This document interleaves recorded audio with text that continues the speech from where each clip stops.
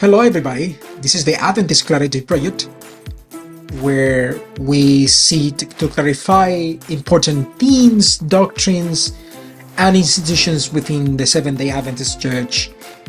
And I am your host, Jason Gonzalez, and today we are diving into the history and purpose of the study committees that the General Conference often creates to study certain theological topics. But first, I am going to go back in the first part of my podcast to talk a little bit about the history of the Adventist beliefs.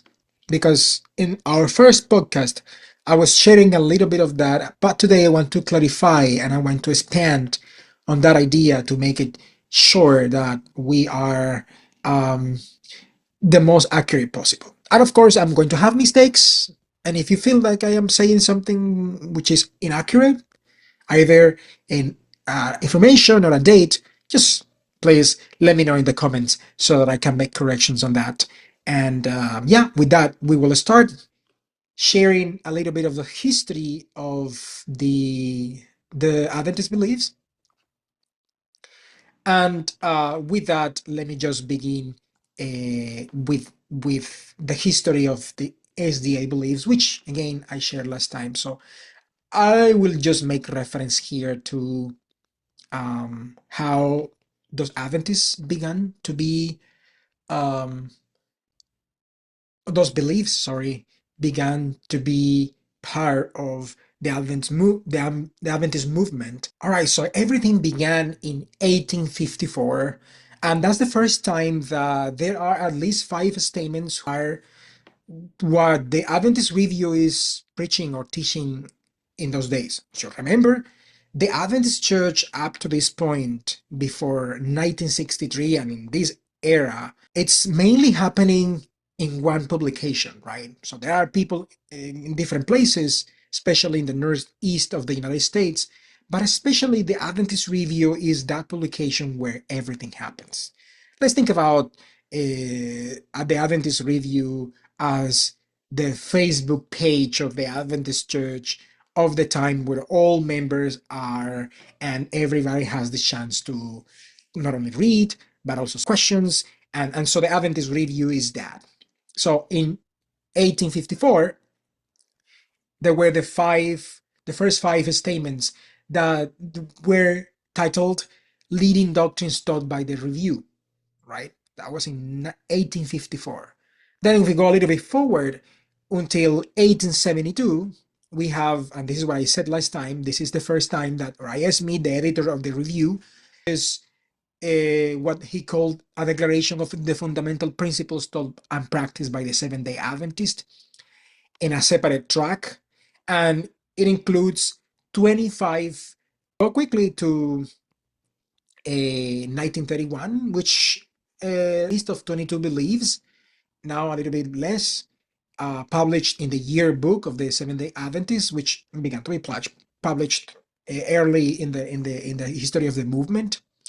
And then go a little bit until 1950, and is in the 1950 where the fundamental beliefs were amended and the General Conference for the first time sort of gave a clearer meaning to these beliefs.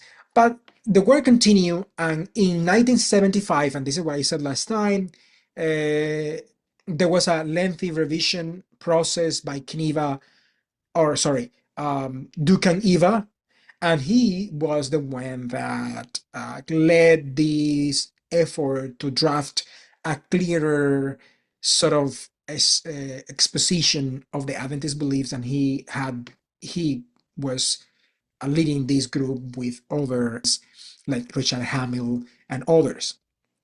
All right, so and finally in the 1980s, after debating and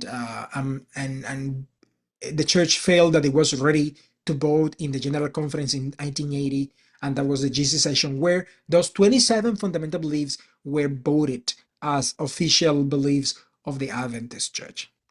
All right, so then we go forward a little bit. The next important day or year is 2005, and in 2005 one more belief was added. So now there were not 27 but 28 fundamental beliefs, and the new one had to do with growing in Christ. And if you can notice that in your list of 28 fundamental beliefs, you will find it there. Growing in Christ is that last belief added. It's not the number 28, but it was added um, to the list of fundamental beliefs. All right, so we go forward to 2015, and that was the last general conference that we had officially. And some beliefs were updated, and not like new belief, but they were updated to have, let's say, a clearer, and more understandable and more accurate wording of some of the statements in 2015. All right, so that's what I have in terms of those beliefs. So now we will continue with the story of how the study committees and commissions have taken place within the Adventist Church. Here. All right. So this is the study commissions and committees that were um, part of how the church worked or works currently, the beliefs. Mm, Now, first, let me show you what are these commissions and these committees, right? So there are mainly two kinds of these commissions and committees. So the first one is an ad hoc or a special committee. They are formed to address a specific time limit matters, and this is according to the GC working policy. And they respond to unique organizational, ethical, structural, all disciplinary issues, and they are temporary, and then they are dissolved when whatever task they were supposed to do is completed. And they are formed by the executive committee or the administrative committee at various organizational levels, at the GC, at divisions and unions, but mostly in the GC and divisions. And that's how that gets organized. And those are the ad hoc. I am not going to speak about those today. I'm just going to speak about the doctrinal or theological committees, right? They are established to address matters of theological significance.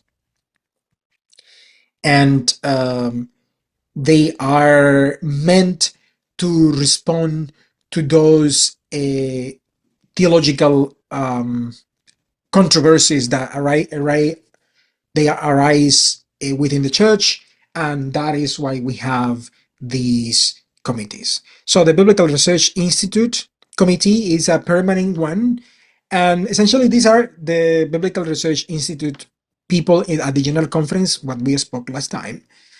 But sometimes when the issue is big enough, is a worldwide issue that is discussed everywhere, so they are created committees in different divisions that do study the same topic, and then they combine those studies. All right, so there is a finance committee, and I am aware that probably you know this, but it's important for you, for Adventists, to know that that was the Theology of Ordination Study Committee, right? So the idea for this committee was to study the theology of ordination, including women's ordination, and of course, it was dissolved after the report was submitted to the GC executive committee in that time.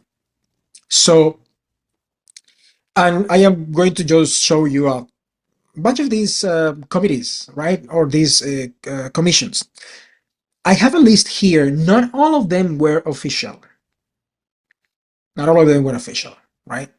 So in 1919, there was a Bible conference. I am including that here, not because it was official, but because it is important to understand how these become something that precedes the history of these committees, right? So in 1919, the conference, the Bible conference met, and this was organized by the General Conference president of the time, Daniels.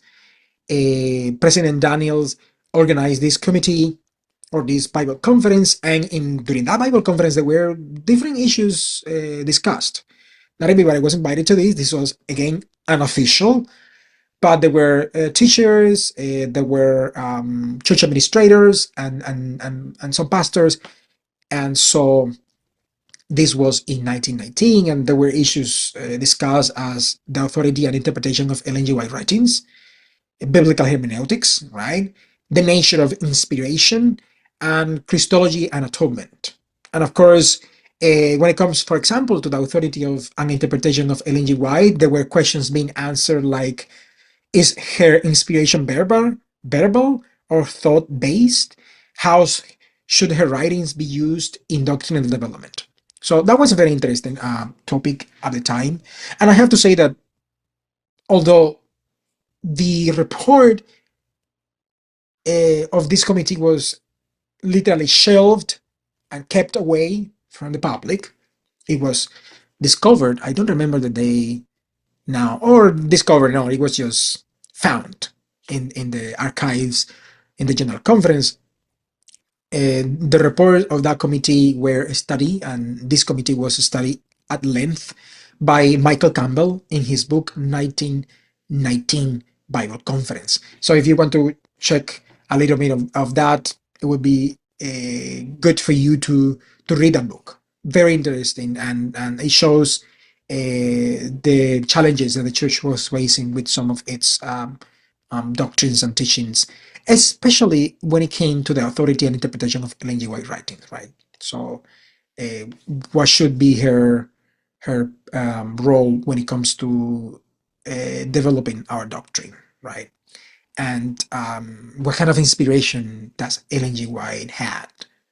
Did Ellen G. White had? Sorry, uh, was it verbal or thought inspiration? Anyways, check that book out, Michael Campbell. I will put it a link on my comments so that you can read it and have more information about this Bible conference. Okay, so the next committee that was formed, this is a committee on questions on doctrine, so QOD, and this was from 1955 to 1957. 3 years they met.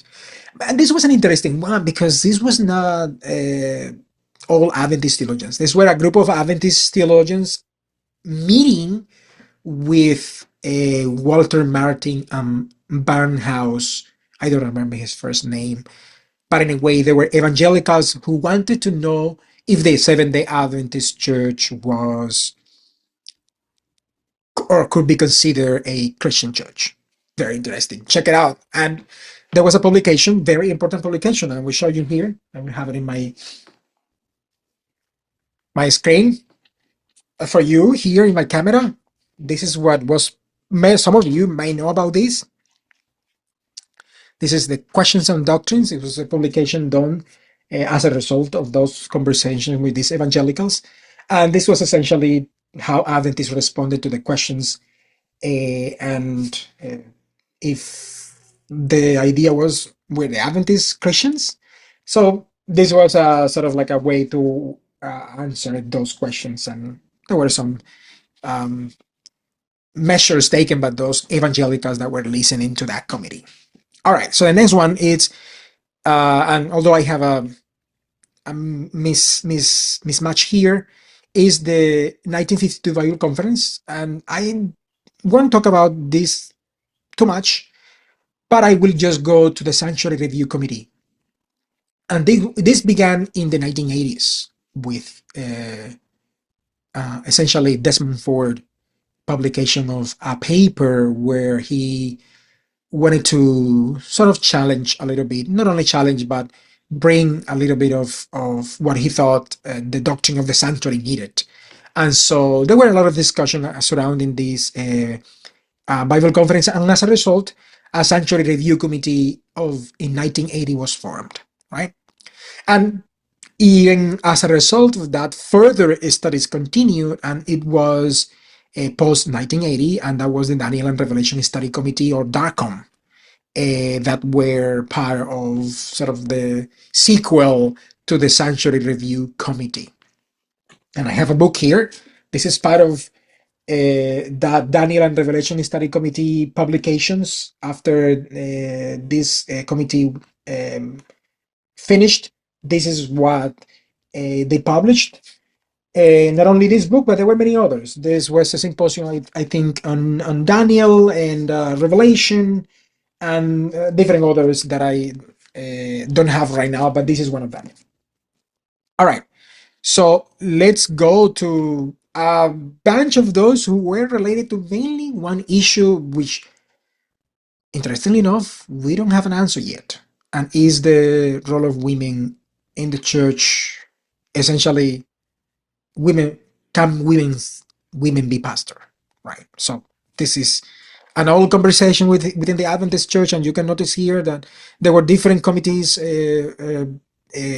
organized around this topic since 1973, 1975, 1985, 1988, 1989, and finally in 2012 to 2015, when this committee was essentially came to an end in the General Conference from 2013 to 2014, and then they gave the um, results of those studies to the General Conference. And the General Conference voted in 2015 to not ordain women. So that was the sort of the I think the resolution and the vote. I wasn't there. People who were there probably, those who were delegates that were in the votation, they know exactly what was voted. Honestly, we'll find out more in the future about it. So if somebody knows, you can drop your information in the comments below in our YouTube channel. Remember, parenthesis, this is both a podcast in our podcast platform, Apple Podcast, Spotify, but also in our YouTube channel. So you can go to our YouTube channel and check out the podcast there, the video podcast there, and check the comments. All right. So these were the committees formed, and again, why these committees, right? So the idea is that they will clarify how the doctrine works, and I am going to show you how they are supposed to how is the sorry, what is the flow that they are supposed to follow. Something important to understand. So let me go with that, and I will just share here this screenshot that I have, and this is how those committees are supposed to be formed, right? So the General Conference, the Executive Committee, creates those committees. When, right? When that happens, well, when there is concern regarding some theological issue or some theological doctrinal topic, those committees are formed. And the idea is that the General Conference or the Executive Committee request for a study to be initiated from divisions, from the GC body, etc. And so, for example, when the Women Ordination Committee happened in different divisions, so different divisions were part of it. So formation of in international theological committees by General Conference in council with the divisions, and so theologians are selected based on in global regions. The idea with this is that everybody will have the chance, since the church is a worldwide church, and in this case, for example, the theology of ordination,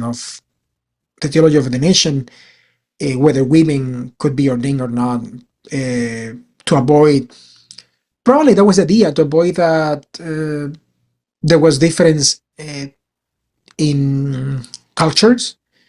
Some cultures women will be more open for ordination of women, others would not. So I guess it makes sense in this case. All right, so church administrators and leaders and GC representatives were part of it, and other specialists, right? People who were theologically experts, I don't know, in New Testament studies or historical theological studies were part of this. I knew a few of them that were part of this committee. I am using one as an example, which is the Ordination Women Ordination Committee, or Women Ordination Study Committee. Okay, so those committees conduct in-depth study, and then they produce a report, and those reports are sent as recommendations on the issue to the General Conference, and they are referred in the annual council. Annual council meaning to say a meeting where the executive committee of the General Conference meets every year. And so, sorry, this is a little bit different, but the annual council happens, I believe, every year. That's why it's annual, right? So, anyways, vote can be taken to take action, and that essentially could go, or possibly could go, to the General Conference in session if it needs some kind of voting, right? If it is something major. Now, this is how it is supposed to work, right? Sorry, this is what I have here, this map. But I do have and remember, I do all of my podcasts with a critique at the end, right? So this is my critique. And my critique is, I understand, I am a pastor, I understand that organizing these things, even in a local level, could be challenging, because you have to have so many things in mind to make sure that you share enough information with people. But the problem with this is that there is not too much awareness when these committees are formed. And I mean awareness not probably from administrators and GC officials and division officials, but from the local churches, which at the end of the day are the ones that should be informed about these things. And so, for example, when these reports are produced and they are sent as recommendations on the issue to the annual council, and if that goes to the General Conference, people very know where they are. I mean, you can find them in internet and in the Adventist archives, in the website of the Adventist archives, but there is this lack of information on whether, even if those committees if there is a current committee studying something, people actually don't know that. We don't tell that to our members. And I have the sensation that many of let's say in 2015, where the issue on women ordination was happening in the General Conference, although I didn't go, I heard that, well, these delegates went there, and they didn't read those reports, all of them, right? There were many reports, pages and pages of many committees within committees formed, right, around the world, and many of those reports, I don't think people had the chance to read all of them, not even the church administrators. So that's the problem with that. Why do we do those committees if people are not going to have the chance to read the reports? So with what information are they taking those decisions, for example? And again, I didn't know how that voting went on 2015 around the women ordination issue, but I have the sensation that many of people who were voting there, they didn't have the chance to consume and read all this information. And my idea is, they are important, right? And this is how the church works and how doctrinal development should work, because we believe in progressive revelation. We believe in present truth, and we believe that our doctrines, they could be developed and updated and even changed, right? Why not then give the chance to people to know about it? Why, for example, not use the Sabbath school guide that essentially all Adventists around the world get in different languages? Why not add something at the end of that guide that says, hey, there is a group of people studying this and that because there is this issue around this doctrine or around this practice of the Adventist Church. I don't know if we want to, I don't know, discuss whether we should have communion in the church or in the beach. I am using a silly example, but I'm just trying to suggest that people should know about this and they should be able to read, especially those who are part of the voting or those delegates who have voting power whenever they go to the general conference. So there is a general conference coming soon. I probably am aware that there is no committee that will report on anything, but I believe that that's the problem, right? There is a lack of knowledge to the people that actually matter. Who are the people that actually matter? The local church members. They are the ones that need to read and need to digest. And of course, our theologians and people who vote, especially specifically those delegates, right? So that the votes, they happen to be a reflection, careful reflection on what have been studied, and therefore a careful reflection on how that should go. All right, I wanted to add this session at the end of the conversation, and I think it's just an annex to my presentation of today, and is since I was critiquing a little bit of how those committees worked, I think it's good for us to reflect on how effective in shaping beliefs and practices these committees and groups have been to shape beliefs and practices in the Adventist Church. And that's the question that I wanted to answer now. So the reality is, I think, well, first let me begin by saying the good thing about these committees. What I think is important, and I think is good to keep emphasizing on, and is the idea that these committees they tackle, pivotal and theological questions within the Adventist Church: ordination, prophetic interpretation, Christology, etc. Right? They have been good to tackle and understand better our doctrine. And these committees, they have global representation. Many committees include members from diverse world divisions and ensuring cross-cultural theological dialogue. And so that is something good to highlight and to rescue in future, I believe, committees, right? I am not a high rank official in the General Conference or any other division, but I suppose that's something good that they are doing when it comes to those committees. And also it gives a legitimacy to the institution, to the Adventist Church in general. So those recommendations finally pass through formal decision making, or that's the idea that they pass through formal decision making in the General Conference and the Executive Committee, and so they give outcomes that help shape the institution as such. But what I think is good to reflect, and this is added to my critique of last time, is the challenges that we have with these committees. And the challenge that I see is, first and foremost, committees often reflect the church desire mostly for unity and stability, leading to cautions.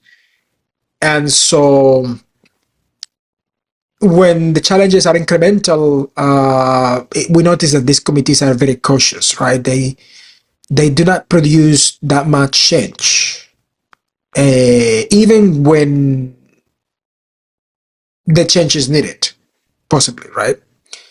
So when revaluation is needed, because there is something that needs to be revaluated or needs to be better studied, there is those committees are not yielding those results. And the other problem that happened is that there is suppression of dissenting views whenever those committees happen, right? That didn't happen during the women ordination study, that long period since the 1970s. until now, until the last General Conference in 2015. But it's true that today the Adventist Church remains divided on whether women should be ordained. The General Conference maintains the results of the session in 2015, but other committees there has been a suppression of dissenting views. That's a challenge, and I think if the urge of the church leaders to maintain unity, they sideline some people who probably need to be listened to, right? So if we have acknowledged that the way in which we update or refresh or change our beliefs is through a sort of democratic process that happens with the delegates whenever we have a general conference, then I think it is important for us to let people listen the different views and let them decide which makes the more sense, especially to the delegates, right? So, and I guess people should know that they are going to be delegates. I don't know how that happens, by the way, but people should know if they are going to be delegates way before, and so that they have the time. If there is some doctrinal or theological issue, they should have the time to check it out and to study those. So, and to allow the different views, even if the view might not be how we have seen the doctrine in the past, right? So now the question is, have these, and I think I have answered some way, but I want to emphasize on that, have these committees brought change to fundamental beliefs? Rare, but notable adjustment in some cases, right? But still rare. Doctrinal challenges, and that's one of the other problems, is that doctrinal challenges are generally reactive, right? Not proactive. In other words, they are responding to internal pressures all the time. We are responding to internal pressure. There is an area in the church that has a big question, I don't know, on the Trinity, on the doctrine of God or the divinity of Christ, and so we react to that. So we are not proactive in essentially telling people even before they have the chance to be involved in the discussion. So I think it's good to be proactive, not reactive, right? So not only responding to internal pressures.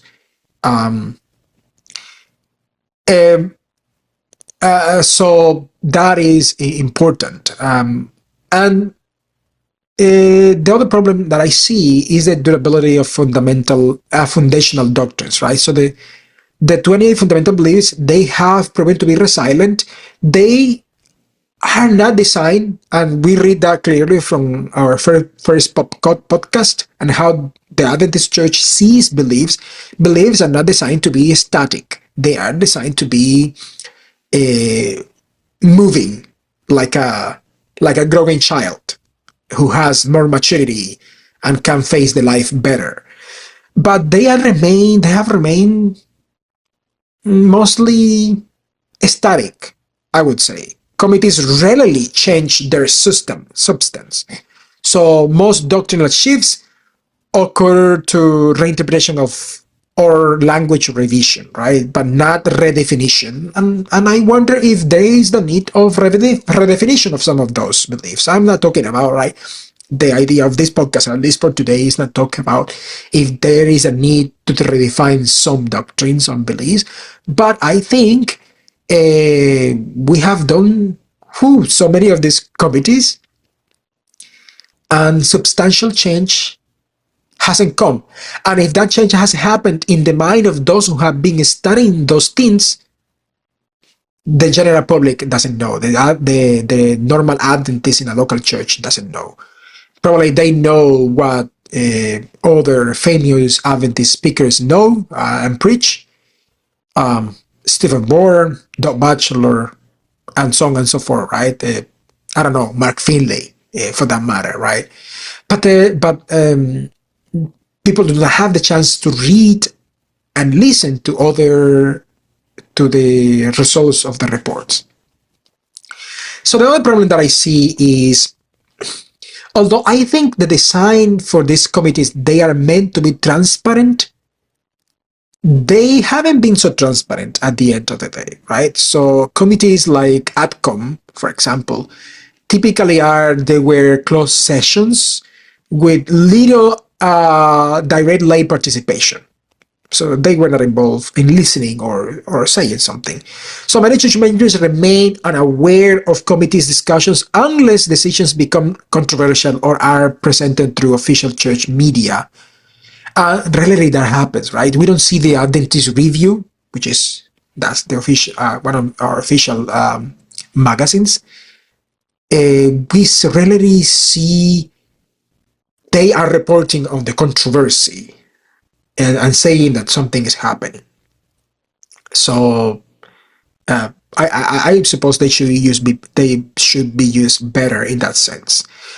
So while delegates to the General Conference include some lay people, right? The process is heavily institutional, right? It's very heavily institutional in that sense. And everybody here can take that for what they think it may mean. I think it's too institutional, right? So it doesn't give the chance to really exercise a democratic process. Although a voting happens, so that's democracy at the end of the day, but I don't think leading to that point, there is good democracy, right? Because there is no good information sharing. So I think people should be able to see and promote what happens at the level. And that's one of the critiques, right? I think, for example, just one example, but the Biblical Research Institute people today, I think the 5 people who work there, what they think, what they write, and the exercise that they do to maintain theological accuracy and maintain our theology is not known by the members today. So there is a lot to improve, I suppose. And this is just my personal opinion. Somebody can think differently, but just I think that's what is happening. And that's what we are here for, right? To meditate on those things and to promote meditation of other people to listen to the podcast. All right? So this is the end. We have come to the end of this episode of the Adventist Clarity Project, where we seek to bring clarity and more information to our Adventist doctrines and institutions. And this is your host, Jason Gonzalez, and I will see you next time. And remember, leave a comment, subscribe to my channel, and let's keep in touch as we keep on talking about these things. Thank you very much. See you next time.